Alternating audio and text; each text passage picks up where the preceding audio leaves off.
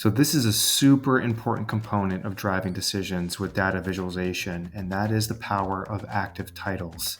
Unfortunately, a lot of people I see use passive titles, and I'll explain what I mean by those in just a minute. Here we have a graph that has a number of pieces to it, and it's showing how sales for this made up company are projected to exceed 100,000 by year 7. Now, that's a really nice active title because a lot of people don't use that real estate at the top, right? Where that title goes, and they put something passive, which I'll show you here in just a second. And so imagine if you were the owner of this company or you have a startup and you want to get investment. By teasing out what's really important and what action you want people to, what the main takeaway is, and perhaps even what action you want them to take, is a really important thing to tease out and put at the top there. And so if you're an investor and you're wanting to invest in this company, it kind of stays with your mind that, okay, this company has made some pretty good progress over the past few years and they're projected to exceed 100,000 by year 7. Right? What I see a lot of times is on the left, which is a very passive title where people just sort of descriptively write net sales and growth, right? And so it leaves you kind of saying as the audience, so what? Why is this important? What does it matter to me? What action should I take as a result of it? And so looking at these two charts side by side, the one on the right tells that active component, which is saying, hey, look, this is why it's important because sales are going to exceed 100,000 by year 7. Let me give you another example.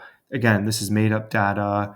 And imagine you were delivering a training on different competencies, in this case on listening, and you took the scores of this made up people that work at this made up company and you showed the data of their competency scores on their listening skills over a period of time.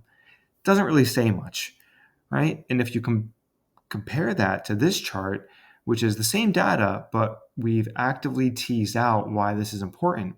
And here we're saying at the top, well, the evidence supports that the training was effective.